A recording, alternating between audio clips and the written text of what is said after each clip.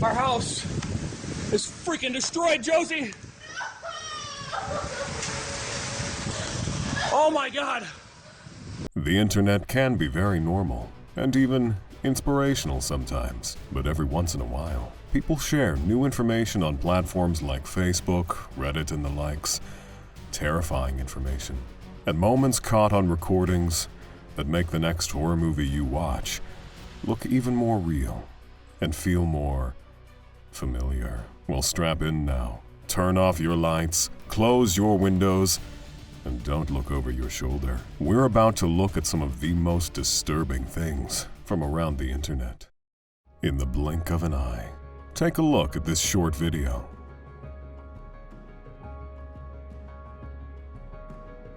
Notice anything weird? Wait, before you rewind to have a second look, let me give you some context. 2 days before that video was recorded, there were 2 fires in 2 other homes in Espanola Drive, Dallas, Texas. Atmos, the company responsible for natural gas supply through pipelines, had even been working on the issue until the night before February 23rd, when the video was recorded. Good morning, guys. It is 6:02 a.m. Friday, February 22nd, and I'm gonna get ready for the NCA, National Cheerleaders Association, today. In the early hours of the 23rd of February, just some homes away, Linda Rogers, known fondly as Michelita, was getting ready for the National Cheerleaders Association. She had told her mom that she would do her hair herself, and proceeded to do so while recording with her iPhone. So I went ahead and connected my straightener, and I still have to connect the curling iron. And I already got halfway started doing the braid, and all what's left to do is the ponytail, straighten it, curl it, poof it, whatever. So yeah. She then proceeds to do a time-lapse video, which she probably planned to share online with friends, the same video we watched earlier. When slowed down, we can see that just before the screen goes black, there's a spark. Atmos had struck again. That's right, Michelita was recording her final moments alive, and she didn't even know it. While she was recording and doing her braids, she was keeping quiet to make sure that she didn't wake her parents, brother, and grandma. Luckily, they were protected from getting killed by the blast because of the walls in the rooms that they were in. In other words, Michelita choosing not to wake her mom up to do her hair, choosing not to turn on the lights, and choosing not to make loud noises saved her family. Her, not so much. The explosion shifted the very foundations of the house and blew the roof off, but drew the line when it came to Michelita's iPhone. Her iPhone stayed intact, and is the reason we have this footage of her going in the blink of an eye. Stormtroopers. This next video doesn't require you to pause, rewind, or slow down the video, mostly because the terrifying aspect of this video is very clear to see. Holy shit. Holy moly. All right. Holy shit.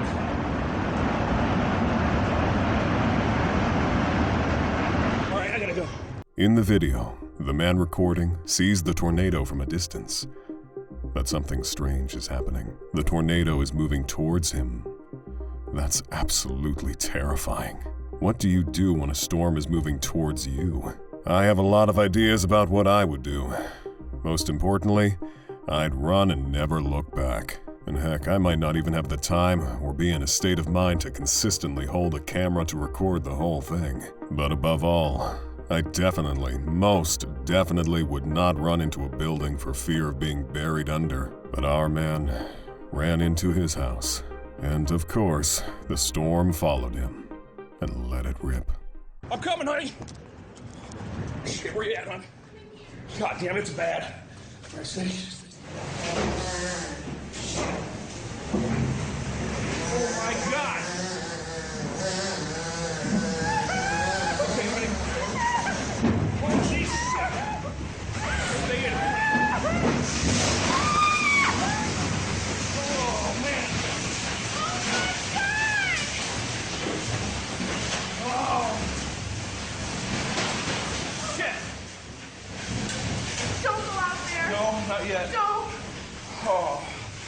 Luckily, the tornado was not there to claim lives. And so when it was done wrecking the room in the strangest manner, it simply stormed out of the room. But make no mistake, damage had been done. The quiet after the storm. You Can't See Me. On the 23rd of July in 2011, a strange video was uploaded to YouTube by the user called AVilesR60. It was only 4 minutes long, but its content was interesting to say the least. She had just gone to the fridge for a midnight snack. On her way back to the room, she noticed her dog, Smooch, in the hallway, fixed to a spot, and when she called out, it refused to come to her, no matter how much she tried. When she noticed that the dog was looking at something, she pulled out her phone and started recording. The video was titled, "Dog Sees Ghost." Whenever the dog tries to move towards its owner, it takes a glance at the other side of the wall, as if someone or something is standing there. And eventually, the dog starts barking at it. She tries some other methods, but when that fails, AVilesR60 also shows how scared she is of the situation, and she starts to scream at the ghost. Smooch never crosses to meet AVilesR60, and the video ends with the dog running back inside. You can bet that AVilesR60 didn't get any sleep that night, especially when she sees the comment section with people saying they had also experienced the same thing with their dogs at least once. And this was not the first time that this happened. Just 3 months earlier, on the 15th of April, AVilesR60 had uploaded a video also called Dog Sees Ghost. In this video, she even seems to know the name of what the dog appears to be seeing. Many people believe that animals can see things that we can't, and so that, coupled with AVilesR60's behavior, just makes it all very creepy, with a lot of question marks. And speaking of animals that see things that we can't see, let's take a look at our next story. Facelift. Sandra Harold lived in Stamford, Connecticut, with her chimpanzee Travis. She had raised him with her late husband since 1995, and everyone in the town knew the chimpanzee. He walked without a leash, he could use the toilet, he ate at the table, he could surf the internet, and he could even change the channel on TV with a remote. In fact, Travis had featured in a Coca-Cola ad, and Sandra loved her 200-pound chimpanzee. This sounds like a perfect story. So, what went wrong? Well, Travis became very popular in 2009, and it wasn't because he had starred in a Coca-Cola ad. No, the reason is much, much worse. Sandra had a friend called Charla Nash, who had visited the house on past occasions. On the 16th of February 2009, Charla had visited again, and she had a Tickle Me Elmo with her.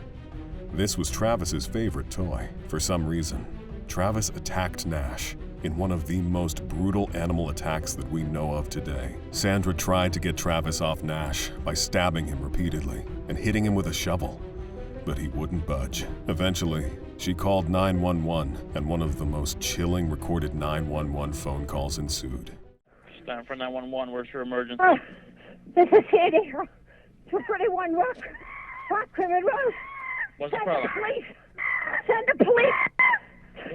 What's the problem there? The chimp killed my friend. What's the problem with your friend? Oh, please. What's the problem with your friend? I need to know. Send the police up with a gun. With a gun.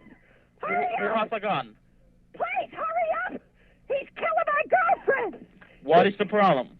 He's killing my friend. Who's killing your friend? My chimpanzee. Oh, your chimpanzee is killing your friend. He ripped her apart. Hurry up. With a gun. Hurry up, please. There's someone on the way. With guns, please. Shoot him. What is the monkey doing? Tell me what the monkey's... He ripped her face off. Imagine the horror for Sandra as she watched her son rip her friend's face off, and at some point, try to attack her as well. You're there with your friend. I need you to help your friend. Can you go help your friend? I can't. He tried to attack me now. Is he still there with your friend? Yes. Okay, so then back off. Then don't get any closer, okay? They're already on the way. Is the monkey still by your friend, or can you get close to your friend? He's He's eating her. Please. God, oh, please. Okay, I need you to calm down for me. I know it's hard. Sandra had to go through this ordeal in the car that she was hiding in. She tells the other person on the call to hurry up because she was scared that Travis would rip the door open to get to her. That's the sheer level of strength she had just witnessed being used on her friend. Her fears increased when she saw that Nash was dead. Please. If the monkey moves away from your friend, let me know, okay? So we could try to help your friend. No, I can't. She's dead. She's dead. Why are you saying that she's dead? She's dead. He ripped her apart. He ripped what apart? Her face? Everything. He ripped her apart? But the truth was, Nash wasn't actually dead. She had gone through the entire experience alive. Eventually, the cops got to the scene, and Travis attacked them too. They shot Travis several times, but the chimpanzee just kept going at it. Please tell him to shoot him. Please tell him. Please tell him to kill him, please. They did, Sandra. They're shooting at him already, okay? But he's not dead. I know. They will continue until he's dead, okay? I just need you to stay on the phone with me and breathe. He's not dead. He's not dead.